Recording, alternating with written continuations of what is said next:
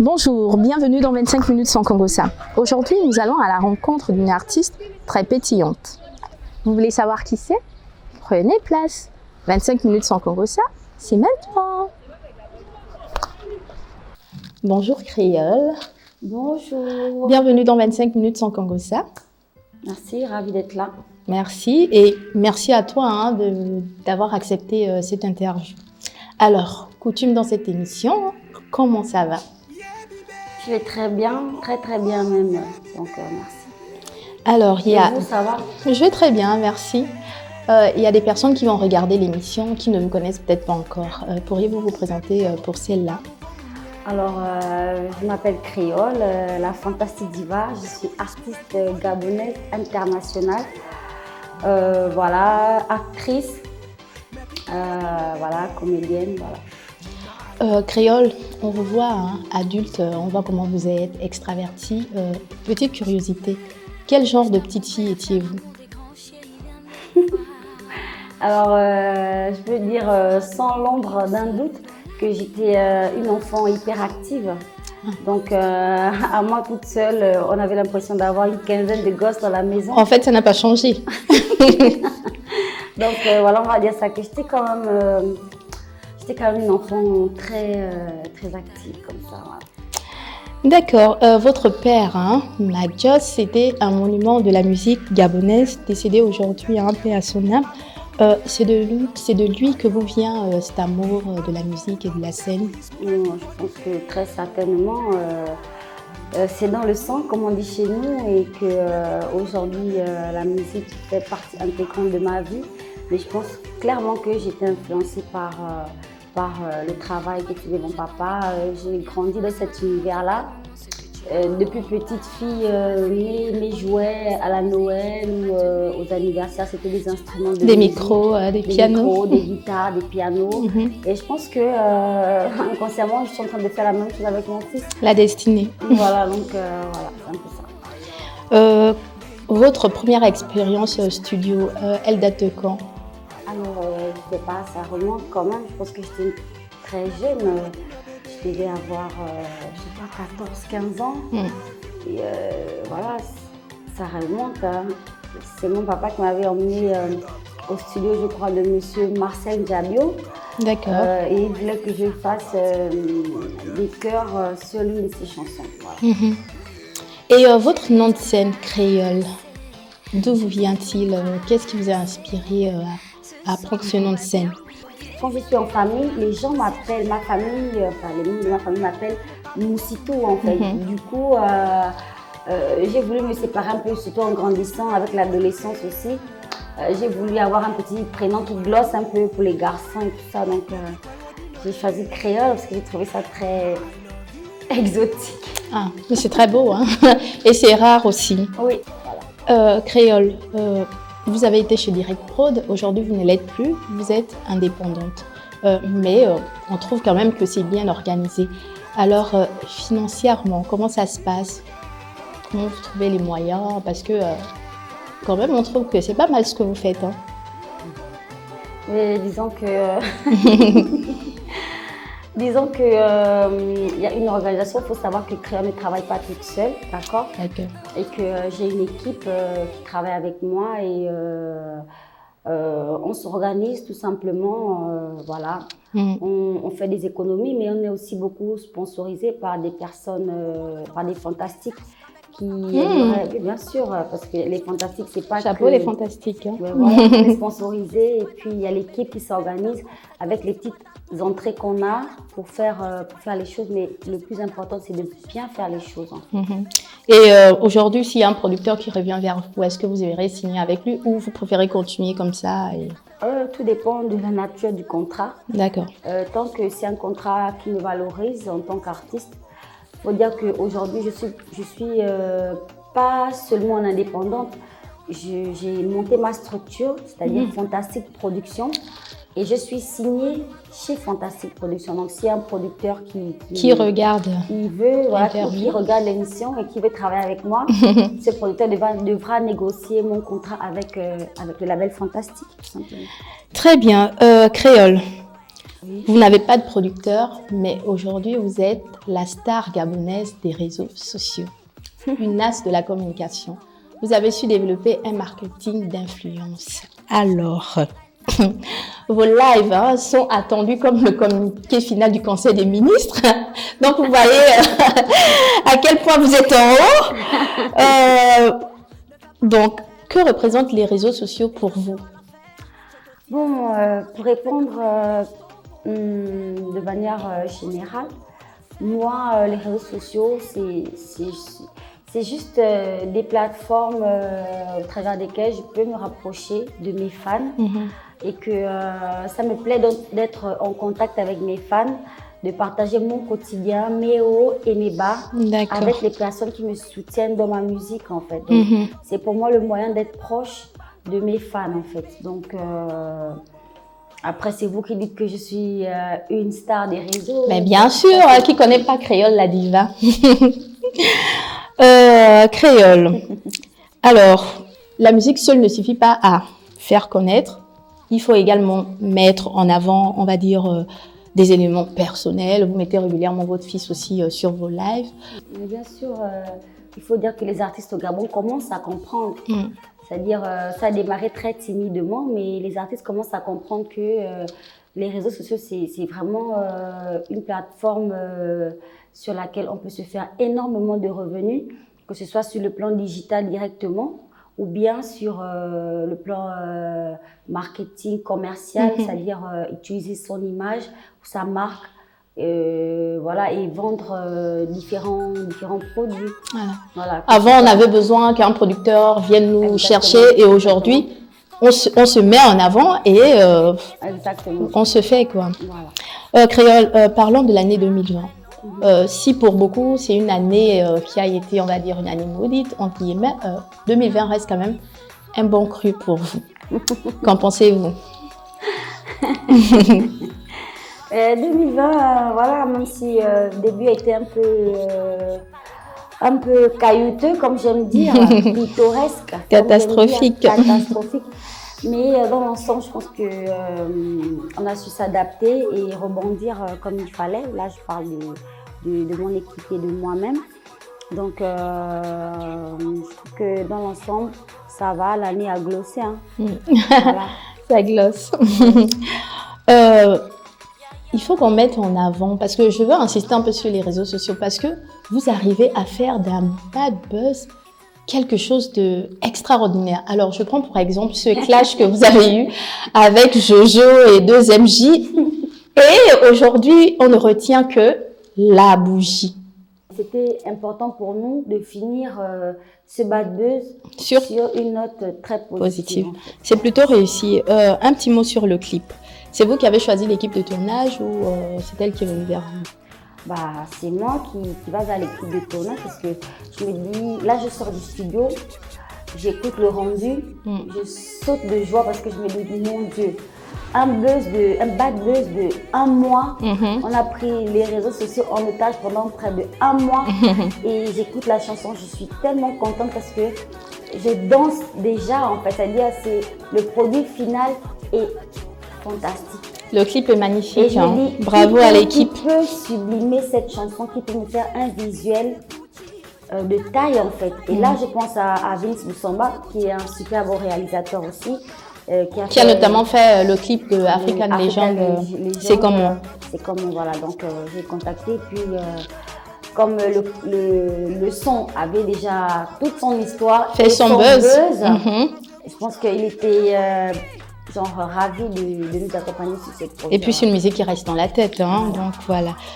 Créole, la bougie 144 s'inscrit un peu dans la tendance Ikoku qu'on a connue avec Zion Styley, African Legend et puis Gakoum, voilà, c'est le nom que je cherchais.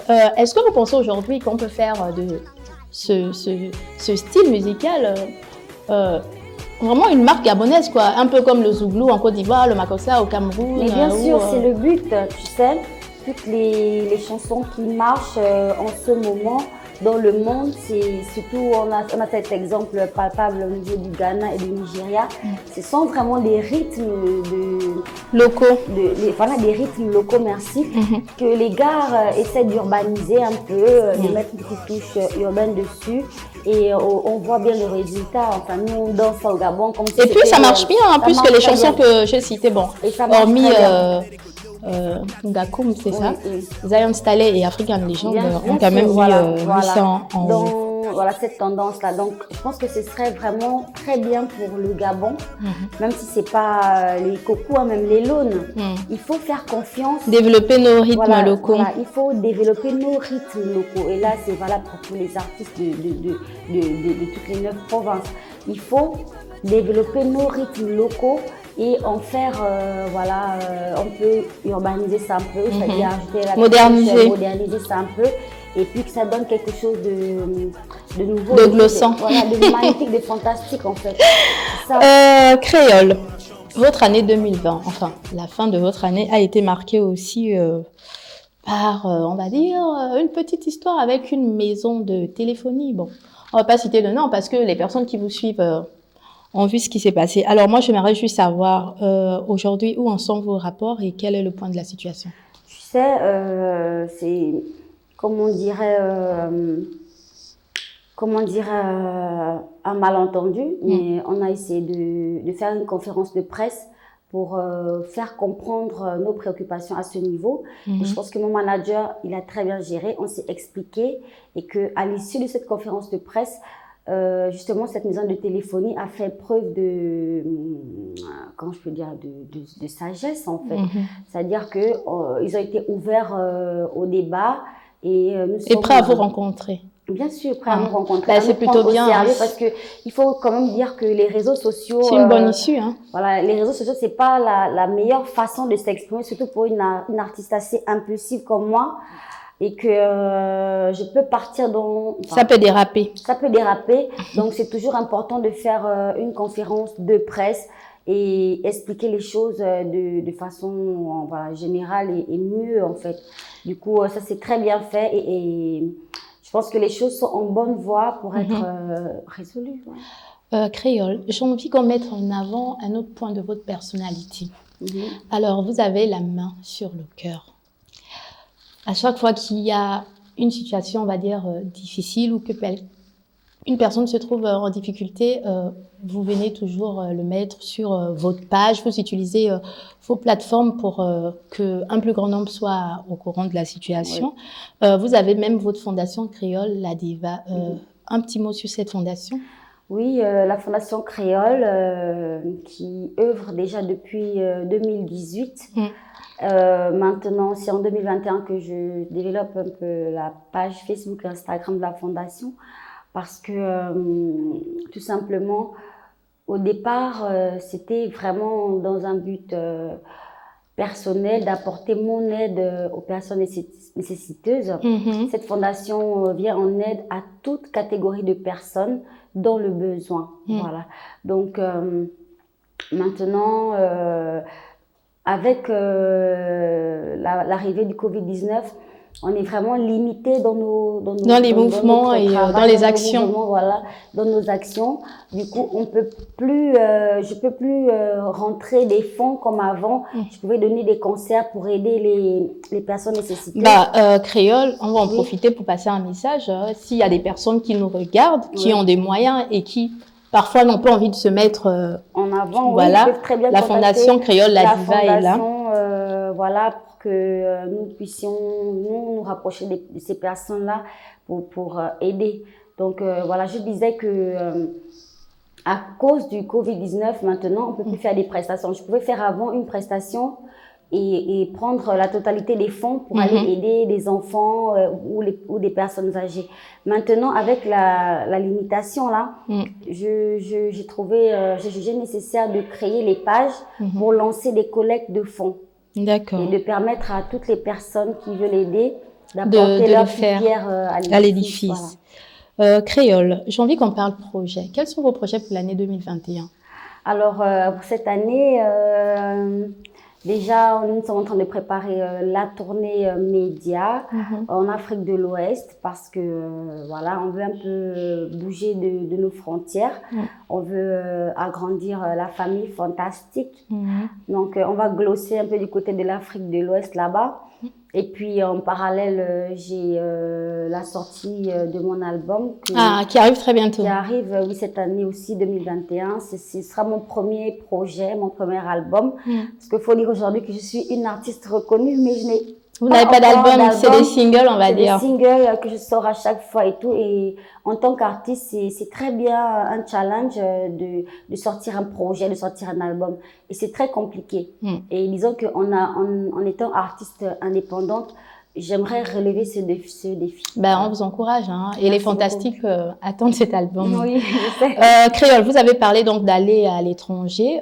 Est-ce qu'il y a des artistes comme ça, internationaux, avec qui vous avez envie de travailler? Oui, beaucoup. Au niveau national, il y en a beaucoup. Enfin, ça va. Hein. Ça va, j'ai touché au meilleur. J'ai travaillé avec Arietti, j'ai travaillé avec Chanel, j'ai travaillé avec Zion Stylet, j'ai travaillé avec... et j'ai plusieurs featuring. NG Bling aussi? Avec NG Bling. Donc, voilà, j'ai travaillé avec tout le monde, en fait. J'ai travaillé avec Triss et Lexical Flow, notamment au début de la crise. On a fait un son pour lutter contre le Covid-19. Donc, voilà. Maintenant, sur le plan international, j'aimerais travailler avec tellement d'artistes. Citez-nous deux ou trois. Burna Boy, Ashensia, Spice. Voilà, c'est des artistes avec qui j'aimerais vraiment beaucoup collaborer. Alors, la scène culturelle gabonaise, vous l'arrivez comment? Un peu plus solidaire. D'accord, parce que aujourd'hui, il est important de faire ça, de faire comprendre aux artistes l'importance d'être solidaire en fait, pour faire valoir nos droits. Par exemple là, je traversais une passe un peu avec cette histoire de la maison de téléphonie. De la maison de téléphonie, et j'ai eu vraiment il n'y a pas beaucoup d'artistes qui vous ont soutenu? Non, si, justement, j'ai été soutenue par les artistes et j'ai compris justement la nécessité d'être solidaire et d'être unis. D'être ensemble. En tant qu'artiste, voilà, c'est ça. Lorsque vous n'êtes pas en studio, lorsque vous ne faites pas des lives ou lorsque vous ne faites pas des interviews, qu'aimez-vous faire? Alors, tout simplement, j'aime faire de la lecture. Ah ouais? Oui, j'ai fait beaucoup de lectures. Très bien. Des romans romantiques. Ok, d'accord. Exercez-vous d'autres activités en dehors de la musique? Maintenant, j'ai d'autres casquettes, d'autres cordes, je veux dire, que j'ajoute à mon arc. Et j'ai une marque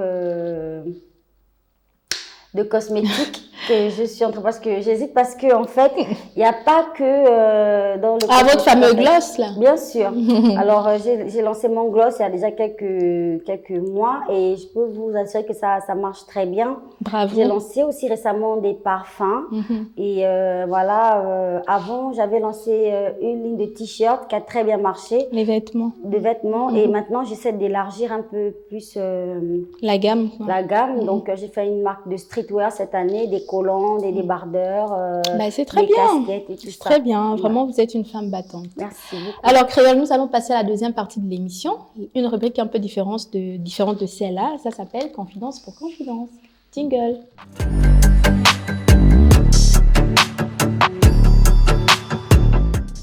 Créole, en 2018, vous avez perdu votre père. Est-ce que vous avez fait votre deuil? Ces choses-là, je pense pas qu'on puisse faire son deuil. Hein. Donc voilà, ça continue tous les jours. Créole, j'ai envie qu'on parle un peu de votre fils. La première fois que vous l'avez tenu dans vos bras, qu'est-ce que vous avez ressenti? C'était quand même intéressant parce que faut dire que j'ai accouché à 5 mois de grossesse seulement. Et qu'il avait moins de 1 kg, donc je l'ai tenu dans mes bras pour la première fois après 2 semaines, je crois, parce qu'il était en couveuse et qu'il n'y avait que les médecins qui pouvaient l'approcher et tout ça. Voilà, donc il y a ce jour-là qui m'a marqué et aussi le jour où j'ai fait ma première échographie. c'est que j'ai vu un petit être humain dans mon ventre, à travers un écran, bien sûr. Ce battement de cœur, hein. Voilà, ça marque. Vraiment extraordinairement fantastique. Vous l'avez dit, hein, vous le dites souvent, lorsque vous êtes tombée enceinte de votre fils, son papa, à cette époque, n'a pas voulu assumer. Oui. Est-ce qu'aujourd'hui, lorsqu'on vous voit avec votre fils, est-ce que son papa a essayé de revenir vers vous, essayé de reprendre contact avec son fils? Oui. Mais voilà, il faut dire qu'on était aussi très jeunes, hein, que ce soit lui ou moi à ce moment-là. Donc, je l'en ai voulu au début, mais je n'ai pas. En fait, j'ai pas gardé de rancune face à lui parce que je sais qu'on était très jeunes et que quand il est revenu, il n'y a pas très longtemps, il y a peut-être 1 an ou 2 au maximum, pour vouloir reprendre contact avec son fils. Je n'ai pas voulu que mon fils grandisse voilà, sans son père. Je n'ai pas voulu m'interposer parce que je sais que c'est important pour un garçon surtout d'avoir une figure paternelle. C'est très bien, vraiment, Merci. c'est très bien. Créole, je veux qu'on parle des fantastiques. Oui. Une armée qui vous aime, hein. Oui. Cette armée serait prête à se battre pour vous. Ouais. Est-ce que vous n'avez pas un peu peur? Parce que quand on voit, on l'a vu avec le décès de DJ Arafat, comment ses fans, les Chinois, étaient prêts à aller le déterrer. Est-ce que ça ne vous fait pas peur, en fait, d'avoir des personnes comme ça qui vous aiment à mourir, quoi? Voilà, je salue d'abord ma fanbase parce que je crois que j'ai la fanbase la plus solide en béton de tout le pays. Donc voilà, j'aime les fans, hein, un peu pointus comme moi-même. Ils n'ont pas la langue dans leur poche comme moi-même et je les aime comme ça. Et non, je n'ai pas peur. De toutes les façons, je pense qu'Arafat n'a pas subi ses fans parce qu'il était déjà mort. Ah, post-mortem. Voilà, donc ça se passe après. Voilà, bon, après ses enfants, sa famille a quand même subi un peu. Mais moi, mes fantastiques, je pense que j'ai plus un devoir en ce moment parce que, chose que les gens ne voient pas sur ma page, moi j'ai les statistiques des personnes qui me suivent. Je sais à peu près filles ou garçons et surtout la tranche d'âge. Le genre et les tranches d'âge. Voilà, donc je peux dire que ce sont des jeunes filles qui me suivent. Ce sont des jeunes garçons, ce sont des personnes qui sont à un âge où ils ont besoin d'une direction. Ils ont besoin qu'on les conseille, qu'on les accompagne. Et du coup, moi j'ai pris la résolution de les aider un peu, de montrer un peu la bonne voie à suivre, notamment modifier un peu mon langage, parce qu'il faut savoir que j'ai un langage où je préfère parler au passé, parce que comme j'ai pris la résolution de changer tout ça, et même si je sais que ce ne sera pas facile du tout. Et ce sera peut-être difficile pour eux aussi d'accepter cette nouvelle face de vous. Oui, mais c'est comme un devoir parce que au final, ce sont des enfants qui me suivent. Ça peut être mes enfants, mes petits frères, mes petites sœurs. Et je me dois de tenir un langage assez correct vis-à-vis d'eux. Parce qu'il ne faut pas qu'ils se disent que pour s'assumer dans la vie ou bien pour être heureux, il faut forcément dire des grossièretés à tout bout du champ en fait. Donc c'est un peu ce côté-là aussi que j'aimerais maintenant inculquer à mes fans pour la simple et bonne raison que ce sont des gens vraiment moins âgés que moi, qui me suivent. Si dans mes statistiques, je voyais qu'il y avait les 90 ans et autres, je pense que je n'aurais pas pris cette direction. Ce serait différent. Ouais. Créole, oui. L'échec de votre vie. Est-ce qu'il y a un événement que vous considérez comme étant l'échec de votre vie? Alors, l'échec de ma vie, c'est ma plus grande opportunité. Hein. Donc, je pense que la chose qui m'a le plus déçue dans ma vie m'a rendue le plus heureuse du monde, à savoir d'avoir fait un bébé très jeune, parce que j'étais très jeune. À cette époque, c'était un échec et maintenant, c'est le plus grand bonheur de ma vie pour dire que les échecs sont souvent peut-être la porte du bonheur. En fait. Voilà. Créole, à ces personnes qui disent souvent Créole est folle, vous leur dites quoi? Je suis folle. Ah oui? Oui. Mais tous les fous ne se promènent pas nus. Voilà, en tout cas, voilà. quelle est cette partie de votre corps que vous regardez en vous disant la nature m'a lésée? Sérieusement? Sérieusement? Je sais pas, mes seins. Ah ouais? Ouais, j'aurais voulu les avoir comme Lolo Ferrari. deux gros ballons de basket comme ça. Mais le Seigneur m'a pas... Ah. La chirurgie esthétique, est-ce que vous avez déjà fait la chirurgie esthétique? S'il y a quelqu'un qui peut m'aider à me faire une opération de chirurgie esthétique, que cette personne se manifeste. Ou qu'elle se taise à jamais. Et voilà, non, mais pour répondre plus sérieusement, non, pas du tout. Tout ça, c'est naturel. Et ben, vous êtes bénie, hein. Voilà, bravo. Bien ça, oui. Créole, pour terminer cette partie confidence, vous avez quelque chose à dire à vos fantastiques? Juste merci de me suivre, merci de m'accepter telle que je suis, parce qu'au final, il faut le dire, je ne joue pas un rôle, je n'essaie pas de plaire à qui que ce soit, et je vis tout simplement ma vie, et je glosse, et j'apprécie ma vie, je dis Dieu merci, parce que je suscite comme l'attention de grand monde, et que c'est pas donné du tout à tout le monde, parce qu'il y a des filles, il y a des jeunes femmes beaucoup plus belles, beaucoup plus intelligentes que moi, beaucoup plus intéressantes certainement, mais qui n'ont certainement pas la même visibilité que moi. Voilà. Alors, Créole, on a envie de terminer cette émission sur une note musicale. Donc, si vous avez quelque chose à nous chanter.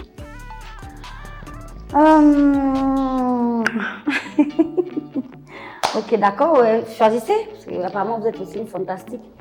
Je sens que je suis en train de devenir une fantastique là. Si vous nous chantez la bougie. Ok. Alors. Moi dans ma bouche, j'ai laissé glisser le Gucci. Dans ta douleur, tu as imaginé ta bougie. Gucci, Gucci boy, là j'ai relevé ta coton. On dit ton nom, on met la diva à côté. Merci Créole. Merci à vous, c'était vraiment agréable, merci beaucoup.